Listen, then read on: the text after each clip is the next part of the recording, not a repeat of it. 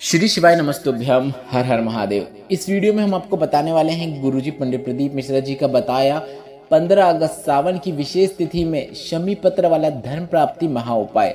बड़े से बड़े कर्जे होने पर आपको इस उपाय को वर्ष में अगर आप एक बार भी कर देते हैं तो आपको उसका लाभ देखने को मिलता है और यह आपके पास अंतिम मौका है जो कि 15 अगस्त का दिन है जिस दिन आप यह उपाय कर सकते हैं। साथ ही हम आपको इस वीडियो में बताएंगे कि 15 या 16 अगस्त कब है पुत्रदा एकादशी की विशेष तिथि। आप अगर व्रत रखना चाहते हैं तो यह जानकारी आपके लिए बहुत विशेष है। साथ ही हम आपको बताएंगे कि पारण आपको कब करना है। वीडियो बहुत उपयोगी है, अंत तक देखिएगा ताकि किसी भी प्रकार की उपयोगी जानकारी आपसे न छूटे। बढ़ते हैं पहली विशेष जानकारी की ओर। हिंदू पंचांग के अनुसार सावन माह के शुक्ल पक्ष की एकादशी तिथि की शुरुआत 15 अगस्त को सुबह 10:26 से हो रही है। मतलब इसका जो समापन है वह 16 अगस्त को सुबह 9:39 में होगा। तिथि की शुरुआत हो रही है 15 अगस्त को सुबह 10:26 से। तिथि पूर्ण होगी 16 अगस्त को सुबह 9:39 में। उदय तिथि को देखते हुए ही व्रत रखे जाते हैं। तो उदय तिथि के अनुसार और प्रदोष की मूलता को देखते हुए इस वर्ष पुत्रदा एकादशी का व्रत आपको 16 अगस्त को रखना है और पुत्रदा एकादशी का जो पारण का समय है वह 17 अगस्त को सुबह 5:51 से लेकर सुबह 8:05 के बीच में रहने वाला है। तो मैंने आपको बता दिया कि आप पुत्रदा एकादशी का व्रत रखना चाहते हैं तो वह आपको 16 अगस्त को रखना है और पारण आपको 17 अगस्त को करना है। बढ़ते हैं दूसरी विशेष जानकारी की ओर। अब आपको क्लियर हो गया है कि आपको पुत्रदा एकादशी का व्रत 16 अगस्त को रखना है। तो अब हम आपको बता दें 15 अगस्त को सुबह 10:25 तक दशमी की तिथि है। ऐसे में उदय तिथि के अनुसार सावन के शुक्ल पक्ष की दशमी तिथि 15 अगस्त को है। ऐसे में आपको गुरुजी पंडित प्रदीप मिश्रा जी के बताए कुछ ऐसे उपाय जिसे सिर्फ और सिर्फ आप सावन की दशमी तिथि में किए जाते हैं उनकी जानकारी हम आपको इस वीडियो में देने वाले हैं, जिन्हें आपको 15 अगस्त के दिन करना है। उपाय कैसे करना है आप दोनों उपाय वीडियो में देखकर समझ पाएंगे कि आपको वे दोनों उपाय किस प्रकार करना है ताकि आप देखकर आसानी से समझ सकें।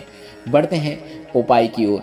गुरुजी पंडित प्रदीप मिश्रा जी ने अपने पिछले वर्ष की शिव महापुराण कथा में एक विशेष उपाय की जानकारी दी थी। गुरुजी ने कहा था अगर कर्जा बढ़ते जा रहा है, कर्जे को चुकाने के लिए एक और कर्जा लेना पड़ रहा है, घर में धन संपदा की कमी है, पैसा आ नहीं रहा है, नौकरी नहीं लग रही है, व्यापार नहीं चल रहा है, जीवन में कुछ भी अच्छा नहीं हो रहा है, तो धन प्राप्ति के लिए, लक्ष्मी प्राप्ति के लिए, घर में भंडार भरने के लिए आपको साल में सावन की दशमी तिथि में एक विशेष उपाय करना होता है।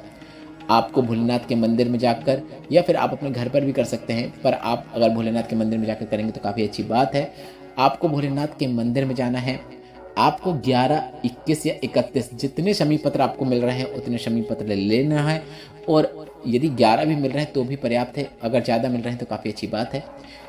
आपको शमी पत्र को शिवलिंग पर श्रृंगार करना है। सबसे पहले आप जल अर्पित करें, उसके बाद आप पूजन अर्चन कर लें, उसके बाद आप भोलेनाथ के शिवलिंग का श्रृंगार कर लें। श्रृंगार करने के बाद आपको शमी पत्र अर्पित करना होता है। ऐसे में आपको जो आपने 11 शमी पत्र है उन्हें आपको शहद में डुबोते हुए शिवलिंग पर चिपकाना है।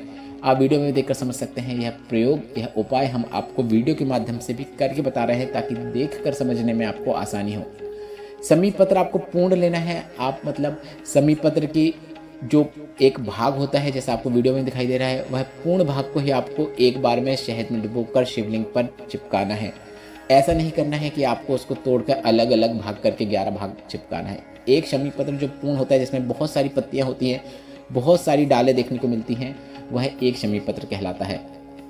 इस प्रकार से उपाय करते समय आपको श्री शिवाय नमस्तुभ्यम या फिर नमः शिवाय या फिर ओम नमः शिवाय बोल सकते हैं, या फिर आपको भोलेनाथ का कोई भजन आता है तो आप भजन गाते हुए भी यह सुंदर उपाय कर सकते हैं। आपको भोलेनाथ की शिवलिंग का शमी पत्र से श्रृंगार करना है और शहद का उपयोग करना है। गुरुजी ने कहा वर्ष भर में सिर्फ और सिर्फ सावन की दशमी तिथि में यह उपाय किया जाता है। कृष्ण पक्ष की दशमी तिथि निकल चुकी है, शुक्ल पक्ष की दशमी तिथि 15 अगस्त को है और यह मौका आपके पास अंतिम है।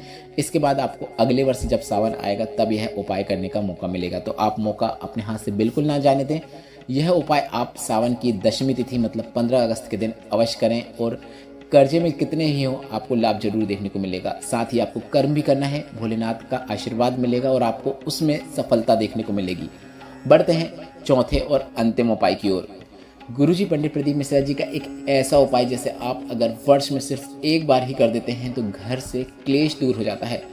क्योंकि कल किसी बहन ने हमसे पूछा था कि गुरुजी पंडित प्रदीप मिश्रा जी का ऐसा उपाय बताइए जिसे करने से घर का क्लेश दूर हो जाए, घर में सुख शांति देखने को मिले। तो वही उपाय आप वीडियो के माध्यम से भी देखकर समझ सकते हैं। इस उपाय को करने के लिए आपको गाय के देसी घी की आवश्यकता होगी। गाय के देसी घी को लेकर आपको भोलेनाथ के मंदिर में जाना है। भोलेनाथ के मंदिर में जाने के बाद आपको गाय के देसी घी का शिवलिंग में जो माता अशोक सुंदरी का स्थान होता है वहां पर लेपन करना है। लेपन आपको कहाँ करना है आप वीडियो में देखकर समझ सकते हैं। शिवलिंग में गाय के देसी घी का लेपन करते समय आप श्री शिवाय नमस्तुभ्यम या फिर नमः शिवाय या फिर ओम नमः शिवाय मंत्र का उच्चारण कर सकते हैं। आप चाहो तो अवधूतेश्वर महादेव का भी स्मरण कर सकते हैं। अवधूतेश्वर महादेव का स्मरण ग्रह क्लेश को दूर करने के लिए या फिर अपने घर का कोई ऐसा सदस्य जो गलत मार्ग में जा रहा हो उसे सतमार्ग में लाने के लिए अवधूतेश्वर महादेव का नाम स्मरण किया जाता है। तो आप अवधूतेश्वर महादेव का नाम भी स्मरण अवश्य करें शिवलिंग में माता अशोक सुंदरी के स्थान घी को लगाते समय। अब आपने जिस उंगली का उपयोग करते हुए घी लगाया है उस उंगली में थोड़ा सा घी अपने आप लगा ही होगा। अगर नहीं लगा तो आप माता अशोक सुंदरी के स्थान से थोड़ा सा घी अपनी उस उंगली में लगा लें। एक बूंद भी आप घी लगा लेंगे तो भी पर्याप्त है। अब जिस उंगली में आपने घी लगाया है उस उंगली से ही आपको अपने घर में जाना है और घर में प्रवेश करने से पहले अपने मुख्य द्वार में दोनों ओर या फिर सीधे हाथ की ओर आप चाहो तो दोनों ओर एक एक बिंदी लगा सकते हैं। यह बिंदी दिखाई नहीं देगी क्योंकि यह बिंदी घी की है, इसलिए वह ट्रांसपेरेंट रहती है, वह दिखाई नहीं देती है क्योंकि वह पानी के जैसे रहती है। पर आपको बस यह करना है कि घर के मुख्य द्वार के दोनों ओर आपको उस घी की एक एक बिंदी लगा देना है। अगर एक ओर लगाना चाहते हैं तो आप अपने सीधे हाथ की ओर मुख्य द्वार की ओर आपका मुख है, ऐसे में सीधे हाथ की ओर आपको बिंदी लगा देना है। बिंदी लगाते समय भी आप भोलेनाथ का स्मरण करें, श्री शिवाय नमस्तुभ्यम या फिर नमः शिवाय या फिर ओम नमः शिवाय मंत्र का उच्चारण अवश्य करें। इसके बाद आपको अपने घर के अंदर प्रवेश कर जाना है। मात्र इतना वर्ष में अगर आप एक बार भी कर देते हैं तो वर्ष भर आपके घर में सुख शांति देखने को मिलती है। घर में क्लेश नहीं होता है, घर के लोग अच्छे कर्मों की ओर अग्रसर होते हैं और आपको भी जीवन में सफलता देखने को मिलती है। तो यह विशेष उपाय आपको वैसे तो आप सावन में कभी भी कर सकते हैं, तो आप 15 अगस्त दशमी की तिथि में के दिन करके अधिक से अधिक लाभ जरूर प्राप्त कीजिएगा। इस वीडियो में बताए गए उपायों से संबंधित अगर अभी भी आपके मन में कोई प्रश्न है तो वे प्रश्न आप कमेंट बॉक्स से पूछ सकते हैं। हमने व्हाट्सएप चैनल बनाया है जिसमें हम रोजाना की तिथियों की जानकारी देते हैं, रोजाना के प्रदोष काल की तिथि की जानकारी देते हैं, प्रदोष काल कब से कब तक है वह जानकारी देते हैं। साथ ही हम गुरुजी पंडित प्रदीप मिश्रा जी की आगामी शिव महापुराण कथा कब कब है, कहाँ है, सभी जानकारी हम आपको व्हाट्सएप के माध्यम से पहुंचाते हैं।